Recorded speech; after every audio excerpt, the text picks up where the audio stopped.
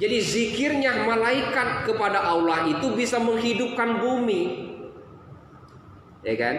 Tapi zikirnya manusia kepada Allah bisa menghidupkan bumi dan langit. Nah, itu bedanya. Kenapa Pak Ustadz? Manusia diciptakan oleh Allah adalah makhluk yang paling sempurna. Itu harus digarisbawahi. Malaikat diciptakan oleh Allah penuh dengan ketaatan. Setan diciptakan oleh Allah penuh dengan pengingkaran. Itu bedanya. Dulu pernah aku ajarkan. Ini rumus ya, supaya mengetahui. Malaikat diciptakan Allah hanya ada roh, tidak punya jasad. Makanya malaikat tidak bisa dilihat. Tapi malaikat diciptakan Allah makhluk yang selalu patuh dan taat kepada Allah. Setan diciptakan Allah punya roh, tidak punya jasad, sama seperti malaikat.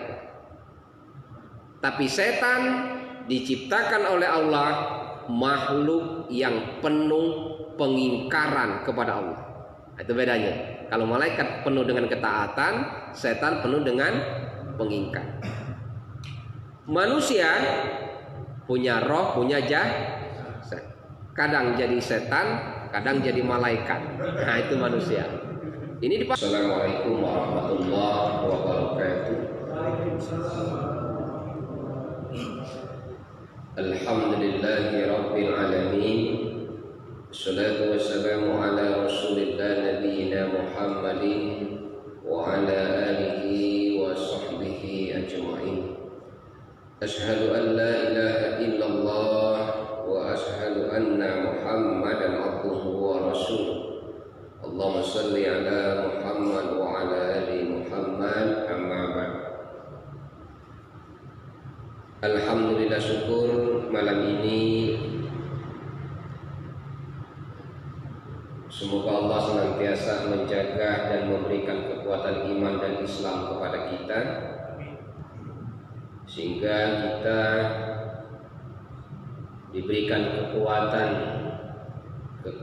kaki, kekuatan kesehatan, kekuatan hati, sehingga kita mudah-mudahan termasuk bagian daripada hamba-hamba Allah yang berjihad di jalan Allah, yang selalu menambah pengetahuan dan wawasan sehingga bernilai ibadah di hadapan Allah Subhanahu wa taala. Amin.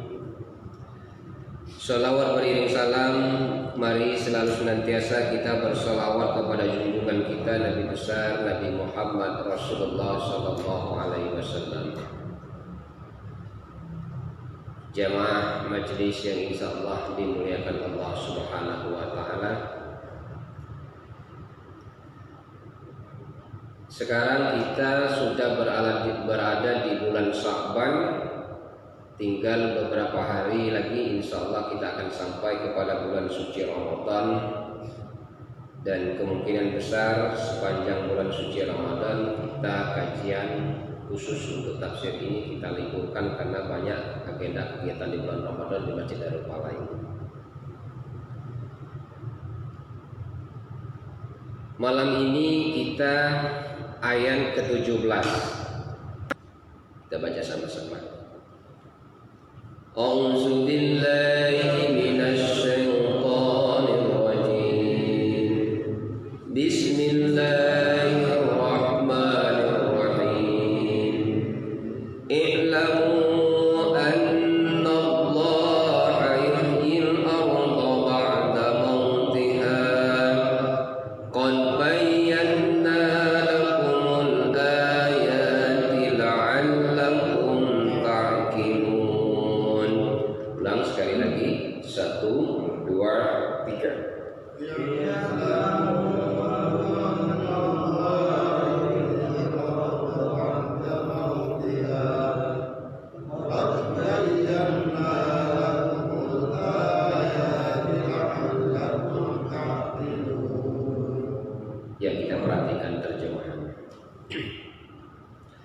ketahuilah bahwa Allah yang menghidupkan bumi setelah matinya dalam kurung kering. Sungguh telah kami jelaskan kepadamu tanda-tanda kebesaran kami agar kamu mengerti. Coba paham ya ini. Ya. Ketahuilah bahwa Allah yang menghidupkan bumi setelah mati. Nah, kalimat awal i'lamu, ketahuilah. Jadi kata kunci di dalam ayat ini ada dua. Kalimat awal dan kalimat akhir penutup dalam ayat. I'lamu, ketahuilah. Dan kalimat akhir la'allakum ta'qilun, supaya kita itu berpikir. Nah, apalah hubungannya? Ketahuilah dan berpikirlah. Apalah maksud Allah ini? Ada hubungannya kepada ayat 16 sebelumnya.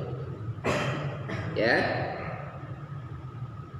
Jadi coba belajar berlogika dulu menerjemahkan tafsir ayat ini. Apa kehendak Allah itu?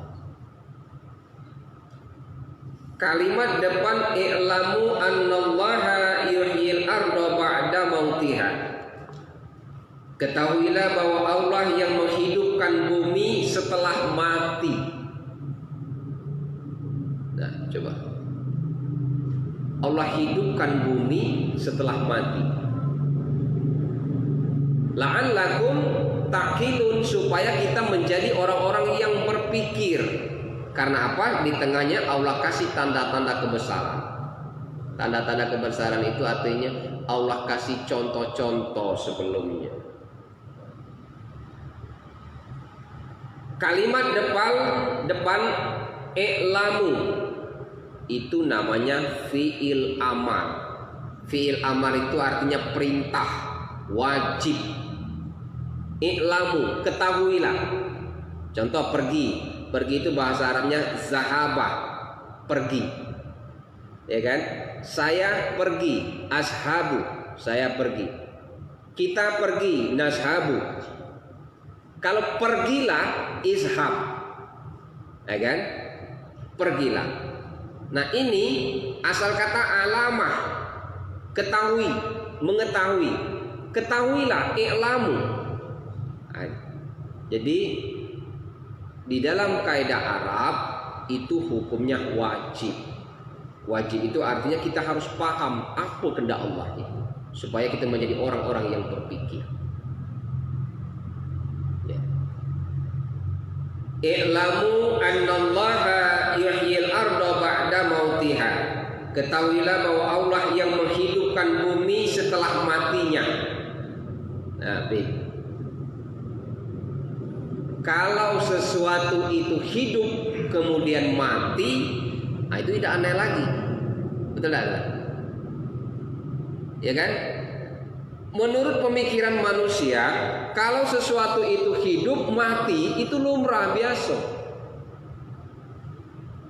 Tapi bagi Allah, sesuatu yang mati dihidupkan lagi. Nah, ini nih maksudnya nih. Coba pahami. Ya kan?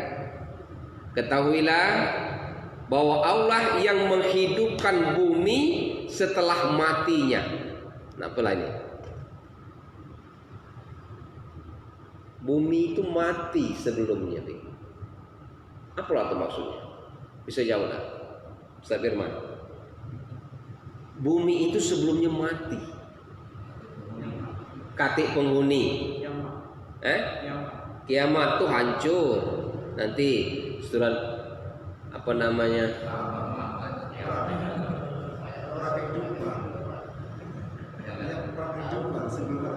Tidak ada penghidupan atau kehidupan bumi itu. Terus apa lagi? Jadi proses awal penciptaan itu bumi itu mati sebelum diciptakan. Setelah diciptakan oleh Allah itu sebelum ada kehidupan. Betul kata Pak Haji tadi. Pertanyaan kedua, dulu langit atau dulu bumi diciptakan Allah? Ayo. Langit. Apa buktinya? Belum dijelaskan kan bumi. Ya? Pertanyaannya kira-kira. Duluan langit atau duluan bumi Allah ciptakan? Langit. Dalilnya mana? Yang keempat.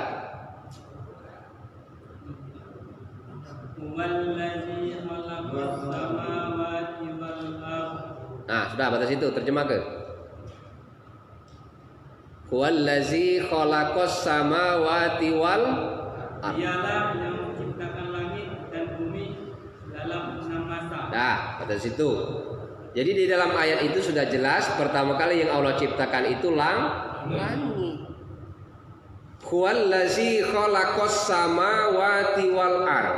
Dialah Allah yang menciptakan langit dan bumi. Tidak pernah kita membaca di dalam Al-Qur'an itu wal ardi wasama, ya kan? Selalu langit dulu baru bumi. Makanya di dalam Al-Baqarah 30:31 proses penciptaan manusia itu, ketika Adam ingin diciptakan, malaikat itu sudah ada duluan. Malaikat, setan dan jin itu sudah ada duluan. Jadi langit itu sudah ada duluan sebelum bumi. Itu harus dipahami. Ya, makanya yang ikut dari awal pasti paham. Nah, ini Allah hidupkan bumi yang dulunya kering atau mati. Nah, cak mana dia menghidupkannya? Hujan. Pakai? Kenapa air? Dengan air bisa hidup. Tidak semua air bisa menghidupkan dalam tinjauan ilmu tasawufnya. Air yang mana yang bisa menghidupkan bumi itu?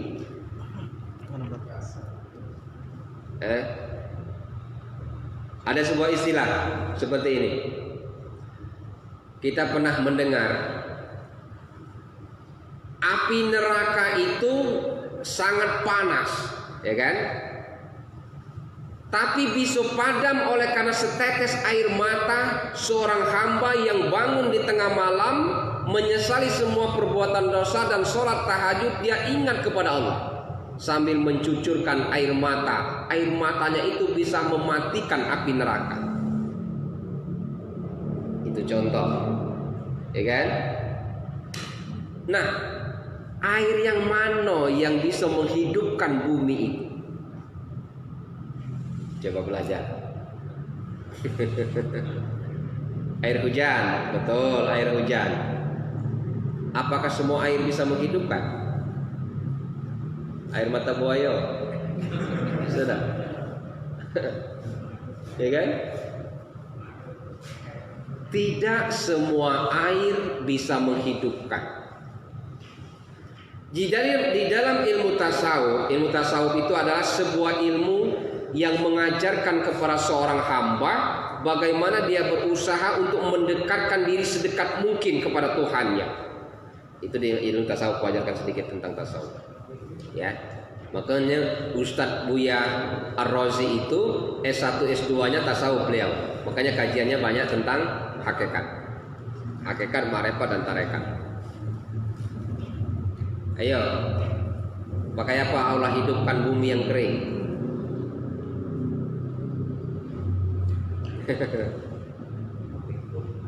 Kayak apa? Jadi ini Pak, sebelum ada makhluk, sebelun ada tumbuh-tumbuhan, sebelum ada kehidupan di bumi ini, awalnya kering. Bumi itu diciptakan oleh Allah terbentang ke kering, seperti padang pasir. Itu Pak. Tidak ada kehidupan dan penghidupan. Kemudian tumbuhlah tumbuh-tumbuhan, binatang dan semua yang ada di bumi. Berkat apa?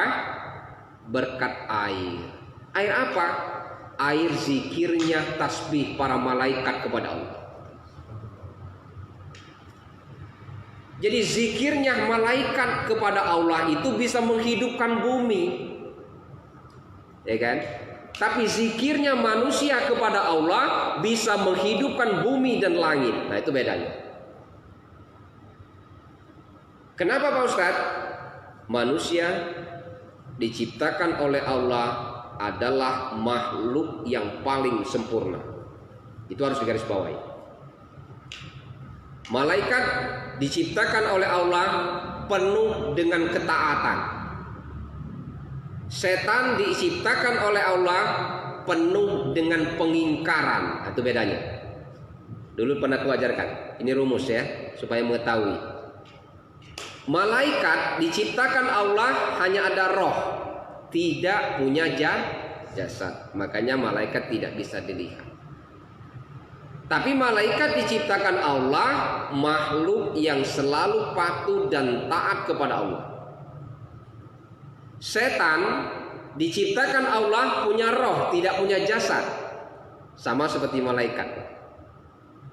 Tapi setan diciptakan oleh Allah makhluk yang penuh pengingkaran kepada Allah. Itu bedanya. Kalau malaikat penuh dengan ketaatan, setan penuh dengan pengingkar.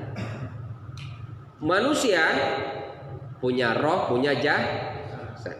Kadang jadi setan, kadang jadi malaikat. Nah, itu manusia. Ini dipahami, ya kan? Itu rumus sederhananya. Malaikat punya roh, tidak punya jasad, tapi dia makhluk paling taat. Setan punya roh, tidak punya jasad, tapi dia makhluk paling ingkar. Manusia punya roh, punya jasad. Kadang jadi malaikat, kadang jadi setan. Itu rumus. Sederhana kita memahami.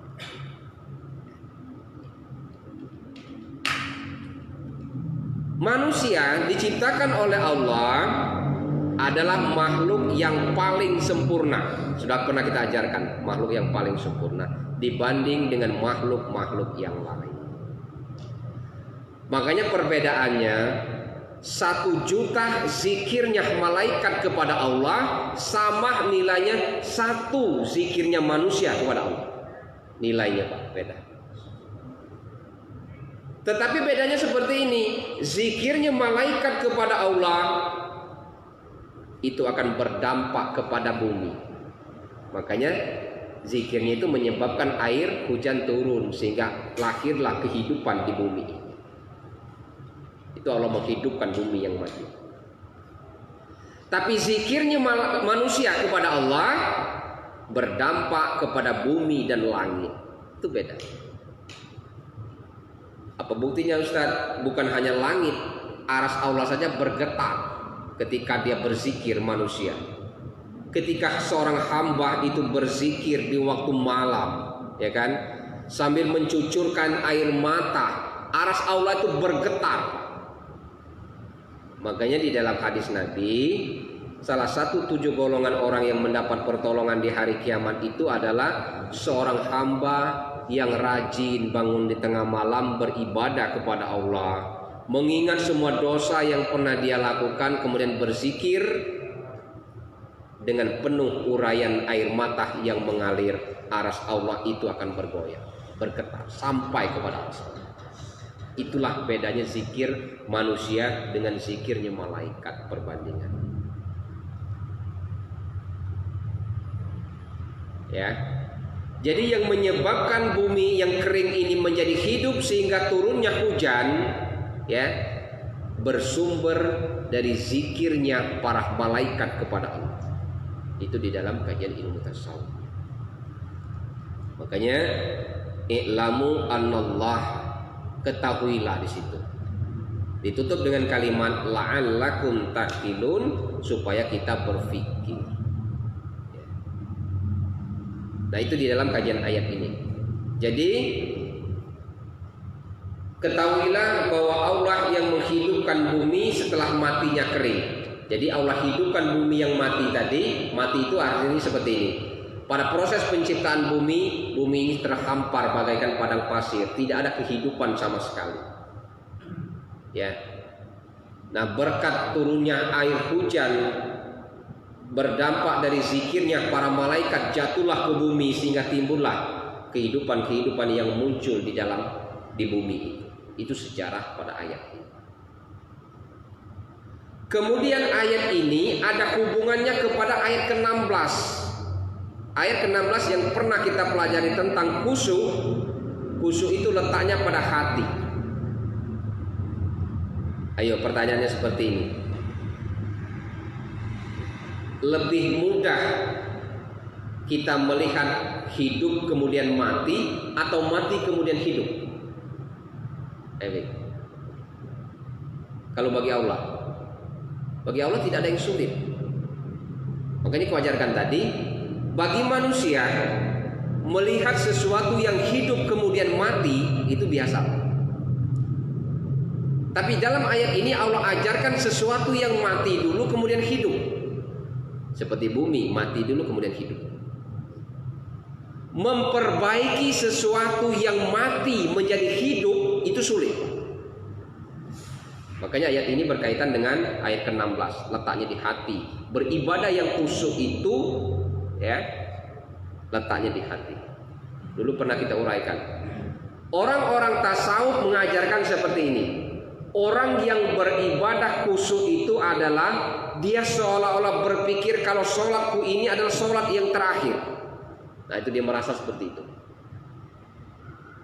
Jadi kalau dia sholat itu menghadirkan dalam jiwa dia itu seolah-olah sholatku ini adalah sholat yang terakhir kali, artinya maut akan menjemput, maka timbullah kekhusyukan dalam jiwa.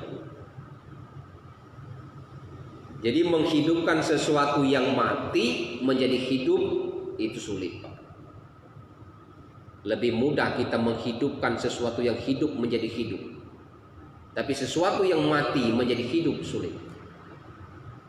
Makanya ayat ini ketahuilah, kalau diketahuilah itu supaya kita berpikir, artinya pelajari, pahami, amalkan.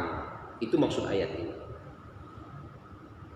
Menghidupkan sesuatu yang mati menjadi hidup sulit. Contoh manusia yang hatinya mati. Sulit dan hidupnya. Sulit.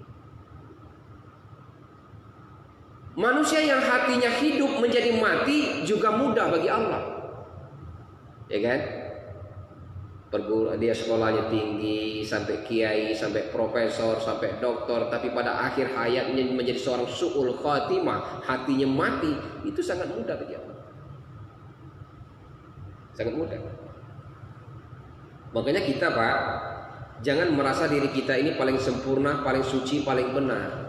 Belum tentu orang yang kita pandang hina, belum tentu orang yang kita pandang berlumur dengan dosa, penuh dengan kemaksiatan dan kemunkaran semasa hidupnya, kalau pada akhir hayatnya dia mendapat hidayah dari Allah, maka statusnya akan menjadi seorang yang husnul khotimah. Jadi jangan pernah kita berpikir cukup dengan amal kita, dengan kebaikan-kebaikan yang pernah kita lakukan. Jangan pernah kita merasa bahwa semua yang kita pelajari itu benar sehingga kita tidak mau belajar kembali. Jangan pernah. Belum tentu orang yang kita pandang hina, kita pandang dia banyak maksiat, banyak berlumur ke perbuatan-perbuatan dosa, kalau hidayah itu turun yang Allah pilih, ya kan? Tidak ada yang tidak mungkin. Jadi menghidupkan hati manusia yang telah mati itu sangat sulit, kecuali hidayah yang datang dari Allah. Nah, justru kita harus bersyukur saat ini, insya Allah hati kita dijaga oleh Allah. Selalulah berdoa, Rabbana la tuzigh qulubana ba'da iz hadaitana wa hab lana min ladunka rahmah innaka antal wahhab. Ali Imran ayat berapa? Ayat 8 ya. Jadi menghidupkan hati yang mati menjadi hidup, atau menjaga hati kita yang saat ini masih hidup menjadi tetap hidup, itu sulit. Makanya selalulah kita mendekatkan diri kepada Allah. Nah, tadi kalau Allah menghidupkan bumi yang mati itu kering dengan tasbih atau zikirnya para malaikat, sekarang kita ini, kalau hati kita ini menjadi hati yang mati, bagaimana kita menghidupkannya? Kita kan sudah pernah belajar. Bagaimana menghidupkannya? Baik. Bagaimana? Dengan cara kembali kepada ayat pertama. Sabbahah lillah, berzikir dan bertasbih kepada Allah. Itu cara kita menghidupkannya. Makanya manusia itu ada dua, Pak, yang kita ajarkan tadi. Ada roh, ada jasad, ya kan? Kalau jasad kita kotor, bisa mandi, bisa pakai sabun, ya kan? Bisa pakai sampo, bisa pakai baju yang bersih. Itu kalau jasad kita kotor. Tapi kalau roh kita yang kotor, ya kan? Cara membersihkannya? Coba buka surat As-Samsi. As-Samsi ayat 8 sampai 10. Juz 30 ya.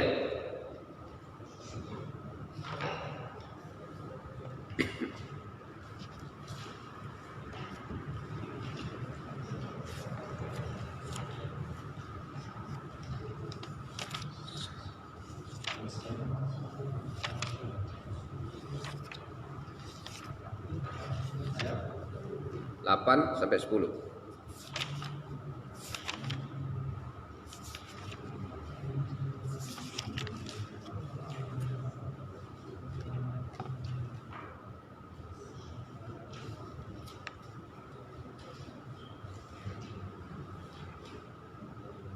Ya.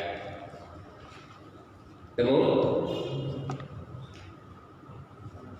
surah ke-91 halaman 595. Halaman 595. Coba baca Ustaz Firman dari ayat 8. Ya. Bismillahirrahmanirrahim.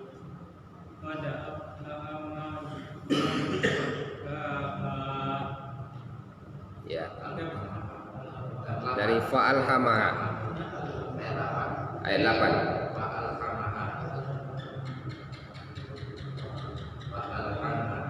Ya.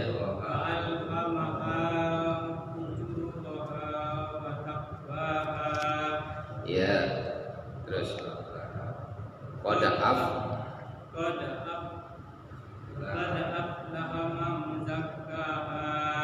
ya. Ya. Nah, dalam ayat ini fa'alhamaha fujuraha wa taqwaha qad aflaha man zakkaha wa qad khaba man dassaha. Maka dia mengilhamkan kepadanya jalan kejahatan dan ketakwaan. Sungguh beruntung orang-orang yang mensucikan jiwanya, dan sungguh rugi orang-orang yang mengotorinya. Nah, di dalam ayat ke-8 itu manusia itu diberikan dua jalan oleh Allah. Silakan memilih. Apakah dia memilih jalan ketaatan atau memilih jalan kesesatan. Nah, bagi manusia yang memilih jalan ketakwaan atau ketaatan kepada Allah, kalau rohnya itu menjadi roh yang kotor, artinya roh kotor itu, Pak, hatinya kotor, yang selama ini tidak pernah beribadah kepada Allah, yang selalu hidup di dunia yang hitam. Dijawab pada ayat ke-9. Ayat ke-9 berbunyi,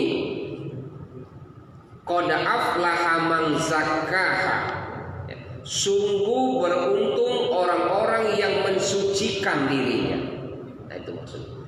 Ya, maksudnya kalau roh kita ini kotor, jiwa kita ini kotor, tidak pernah beribadah kepada Allah, membersihkannya bagaimana?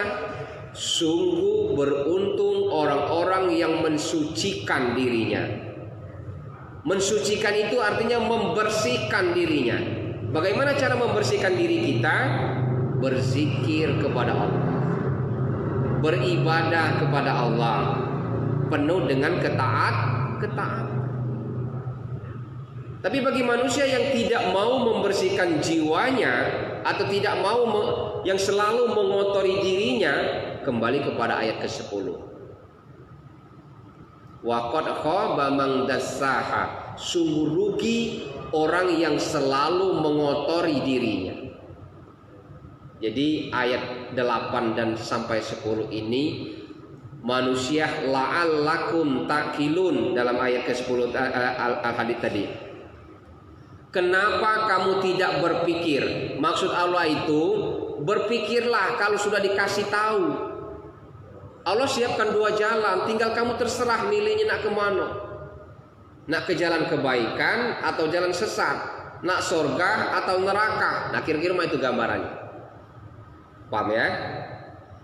Kalau jasad kita kotor, mandi, pakai baju yang bersih, ya kan? Tapi kalau roh kita yang kotor, perbaiki dengan mensucikan jiwa kita dengan cara berzikir dan beribadah kepada Allah. Itu jalan.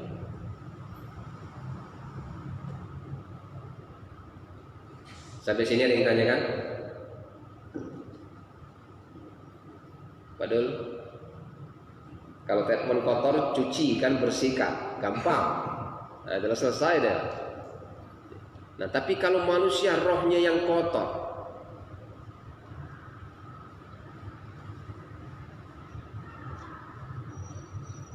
ya sampai sini. Ustaz Firman.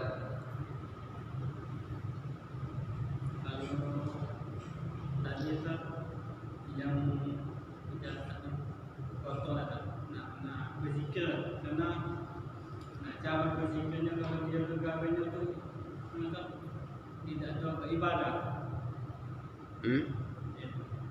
Macam mana? Ya, dia nak berzikir tu tak. Tapi orang itu ternyata tidak ada ibadah. Tidak ahli ibadah, cuma zikirnya. Ya. Kata dia kan Zikir itu artinya mengingat Allah.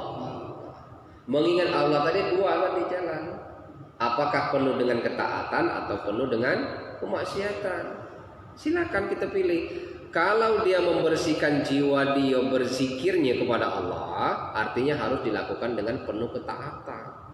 Makanya dalam Ali Imran, allazina yazkurunallaha qiyaman wa qu'udan wa ala junubihim wa yatafakkarun. Orang-orang yang selalu ingat kepada Allah ketika dia tegak, duduk dan berbaring, selalu ingat kepada Allah. Nah artinya apa? Orang yang ingat kepada Allah itu dia penuh dengan ketaatan. Itu yang sesungguhnya. Nah zikir yang benar sudah pernah kita ajarkan. Ada zikir zahir, ada zikir batin. Zikir zahir macam mana bentuknya? Hanya kelihatan dari bentuk-bentuk ragah badan, lisan, ya kan? Tapi tidak diikuti dengan perbuatan. Nah, zikir yang bagus itu adalah gabungan zahir dan batin. Contoh, kalau orang berzikirnya cuma ingat sampai lisan dan gerak badan saja. Apa itu contoh zikir gerak lisan saja? Subhanallah, alhamdulillah, Allahu akbar, la ilaha illallah. Itu zikir zahir. Zikir batinnya, rohnya itu harus sampai kepada Allah. Apa yang diucapkan harus selaras dengan apa yang dia lakukan atau perbuatan sehari-hari. Contoh orang yang tidak sampai zikir batinnya, begitu naik pangkat dan jabatan, dia bersyukur kepada Allah, alhamdulillah. Tapi pelit minta ampun. Nah, banyak kan itu. Dapat rezeki banyak hari ini, alhamdulillah. Tetangga kanan kiri miskin, diam baik. Artinya zikir batinnya tidak sampai. Padahal Nabi sudah ajarkan, kalau kamu itu menjadi bagian orang yang Allah pilih, orang yang lebih harta, artinya banyak rezeki, sedangkan tetangga kita orang-orang yang miskin, ada kewajiban sebagai orang muslim. Apa kata Nabi? Iza tobahta marokotan pa'aksir ma'aha wa ta'ahad jironaka. Kalau kamu masak sayur, banyakin kuahnya, bagi tetangga. Nah itu maksud Nabi itu. Nah, maksud kuah itu artinya Nabi itu mengajarkan perumpamaan itu yang paling dikitnya, kuahnya banyak jadilah. Jangan. Jangan tafsir mentah-mentah. Jangan tafsir ke mentah-mentah kamu antari kuahnya nih, tidak. Maksudnya cak ini, ya. Lah tahu tetangga kita tadi kanan kiri orang-orang yang maaf di ngomong Senin Kemis, ya kan? Senin Kemis itu artinya penuh dengan keterbatasan ekonomi. Lah tahu belum makan dari pagi sampai sore, kita goreng ikan asin. Sampai ke rumahnya baunya ngantar ida. Kira-kira mah itulah. Itu zikirnya baru sampai pada zohir. Nah kita kebanyakan dapat rezeki, naik pangkat dan kedudukan, jabatan kita menjadi orang-orang yang prestis dihormati, alhamdulillah. Tapi pelit. Zohirnya belum, batinnya belum sampai. Jadi jangan diterjemahkan mentah-mentah hadis Nabi tadi Pak ya. Iza tobakta marokotan faaksir ma'aha wa ta'ahad jironaka. Kalau kamu masak sayur banyakin kuahnya kata Nabi, bagi tetangga. Artinya kalau punya rezeki itu ada kewajiban bagi dengan infak, dengan sedekah, dengan zakat tetangga-tetangga kita itu. Jangan makan dewe. Itu yang diajarkan Nabi. Kalau kita memahami makna literlek tadi, banyak inian kuahnya kan, kuahnya apa yang dikasih, bukan itu maknanya Nabi itu.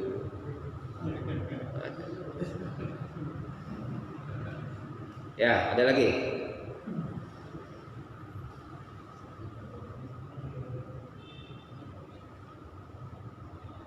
Pak Masran.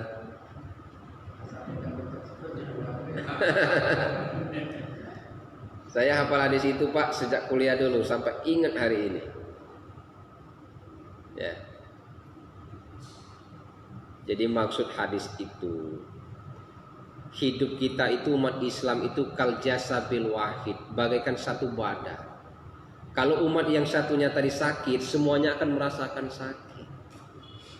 Justru kita akan menjadi orang-orang yang berdosa di hadapan Allah kalau kita ini menjadi orang yang Allah titipi menjadi orang kaya, tapi kita membiarkan saudara-saudara kita miskin.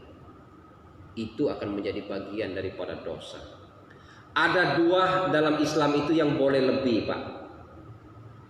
Ada dua. Pertama, boleh kita lebih ilmu. Yang kedua, boleh lebih infak, sedekah dan zakat. Cuman dua ini yang boleh lebih. Ya kan? Ini yang boleh. Lebih ilmu, lebih berinfak, berzakat dan bersedekah, itu boleh yang diajarkan. Tapi kalau lebih harta sehingga menjadi orang kikir, lebih pangkat dan jabatan sehingga menjadi orang-orang yang tidak tawadu atau sombong, itu bahaya. Yang diajarkan dalam agama kita boleh lebih ilmu, boleh lebih berinfak, bersedekah dan berzakat. Itulah yang diajarkan. Makanya boleh iri di dalam Islam kepada dua ini tadi. Irilah kita kepada orang yang berilmu sehingga kita ada motivasi untuk belajar. Irilah kepada orang yang rajin bersedekah, berzakat dan berinfak. Irilah kita sehingga kita akan berdoa kepada Allah, ya Allah, kapan kita menjadi bagian orang yang selalu berzakat, berinfak dan bersedekah. Itu yang diajarkan dalam agama. Ya. Ini dah. Kalau kena penyakit hati, jika orang yang lebih ilmu kita benci. Nah, itu contoh hati kita itu sedang sakit itu Pak. Ya. Kalau ingin melihat hati-hati kita itu sedang sakit, ya kan? Lihat orang sedang berdoa berjamaah langsung angkat. Padahal di belakang kita masih banyak jamaah langsung keluar. Itu hati kita sedang sakit sebenarnya. Lihat orang baru duduk majelis taklim tidak sepaham dengan pemikiran aliran kita langsung pergi, hatinya sedang sakit. Padahal harus kalau kita tahu faedah kita ikut majelis Pak. Orang-orang yang duduk di majelis ilmu, apalagi di dalam masjid, ya, jangankan kita sebagai anggota majelis atau manusia yang ikut bermajelis duduk, sebelum kita duduk itu para malaikat sudah duluan ikut. Itulah kelebihan majelis.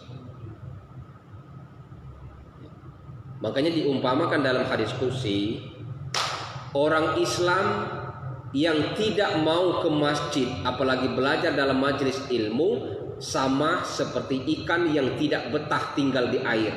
Nah, bayangkan. Nah, itulah. Ya. Jadi orang Islam yang tidak cinta, tidak mau dekat kepada masjid dan tidak mau dekat kepada majelis ilmu, sama seperti ikan yang tidak betah tinggal di air. Tinggal nunggu. Nah, hancur.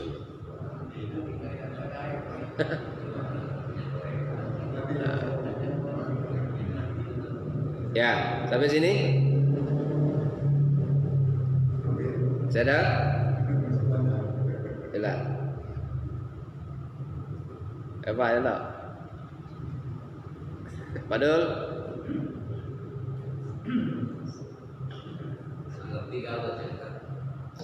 Bingung kan iya. Kalau uang hati kotor saja, hati kotor dah. Kalau uang iri atau hati kotor. kecuali iri tadi yang dua yang kau ajarkan. Iri kepada orang yang berilmu, boleh. Iri kepada orang yang rajin sedekah, boleh. Misalnya aku di TV, gini penyakit hati. Itu penyakit hati. Makanya allazina amanu wa tatmainnul qulub ala bizikrillah. Orang-orang yang hatinya selalu bersih dan suci atau mendapatkan qalbun salim itu adalah mereka yang selalu ingat kepada Allah. Ingat kepada Allah itu artinya penuh dengan kepatuhan dan ketakwaan. Itulah orang-orang yang selamat hati. Nah, jadi kita sebagai orang yang awam, ya, biasakanlah di dalam menerima semua informasi agama atau ilmu untuk saring dan sharing supaya kita bisa mengambil sebuah kesimpulan. Ya, saring dan sharing. Saring itu artinya tidak membuat diri kita menjadi taklid buta, ikut-ikutan tanpa tahu dalil yang sesungguhnya. Ya. Sharing itu bertanya dengan orang yang ahlinya. Iza wusidal amri ila ghairi ahli. Kalau kalian ingin bertanya sesuatu, tanyalah kepada orang yang ahlinya supaya dapat jawabannya. Nak tahu tentang ngelas, tanya kepada Zainuddin. Kan cak itu. Tahu cak mana nyupir mobil bawa alat berat, tanya dengan Pak Topik. Iza wusidal amri ila ghairi ahli, tanya kepada orang yang ahlinya. Tidak semua ulama itu bisa menguasai di semua bidang. Ada ulama muhaddisin, ini dinamakan ulama ahli hadis. Ada ulama fuqaha namanya, ini ulama ahli para hukum fikih. Ada ulama mufassir, ini dinamakan ulama ahli tafsir.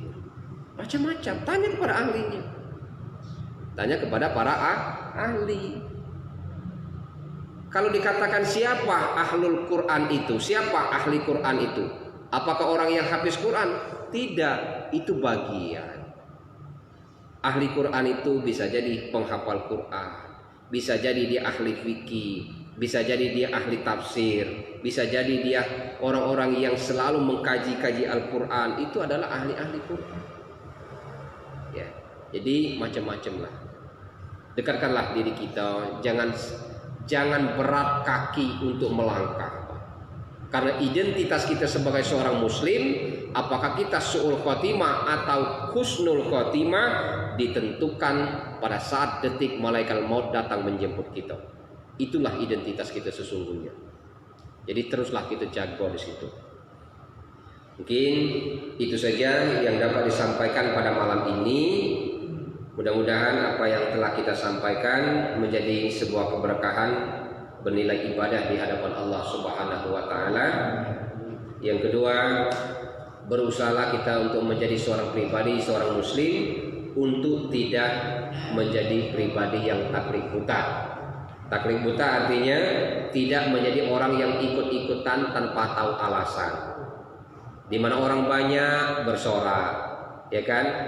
Jangan menjadi seperti ular. Ditaruh di depan tidak nyetuk, ditaruh di belakang tidak melit. Jadilah orang yang selalu istiqomah di jalan Allah. Jadi menjadi pribadi yang istiqomah itu artinya dia tidak mudah menerima tentang segala sumber ajaran agama sebelum mencari dalil yang memang membenarkan. Itu yang pertama. Yang kedua, hindari untuk merusak hati kita. Jangan sampai sifat-sifat yang selalu intoleransi, merasa diri kita paling benar sehingga tidak mau menerima pendapat orang lain lagi, itu kita hindari. Perbedaan di dalam Islam itu adalah rahmat, ya. Justru perpecahan di dalam umat Islam itu hukumnya haram. Mudah-mudahan Allah senantiasa menjaga diri kita sehingga kita menjadi pribadi yang selalu istiqomah kepada Allah Subhanahu wa taala. Al-Fatihah.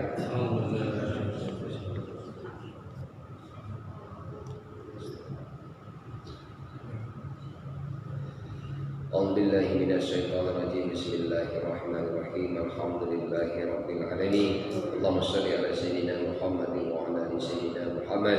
Allahumma ighfir lana dzunubana wa li walidina warhamhum kama rabbayana shaghira wa li jami'il muslimina wal muslimat wal mu'minina wal mu'minat al ahya'i minhum wal amwat innaka ala kulli shay'in qadir. Allahumma rabbana innana amanna faghfir lana dzunubana wa qina azabannar. Allahumma rabbana innana amanna faghfir lana dzunubana wa qina azabannar. Allahumma barik lana fi Sya'ban wa balighna ila Ramadan. Allahumma barik lana fi Sya'ban wa balighna ila Ramadan. Rabbana zidna ilma warzuqna fahma. Rabbana zidna ilma warzuqna fahma. Rabbana la tuzigh qulubana ba'da idh hadaitana wa hab lana min ladunka rahmatan innaka antal wahhab. Allahumma inna nas'aluka bi anna nashhadu annaka antallah la ilaha illa anta antal ahadus samad lam yalid wa lam yulad wa lam yakul lahu kufuwan ahad. Rabbana atina fid dunya hasanah wa fil akhirati hasanah wa qina azabannar. Wa sallallahu ala sayyidina Muhammadin nabiyil ummi wa ala alihi wa sahbihi wa baraka wa sallam. Subhana rabbika rabbil izzati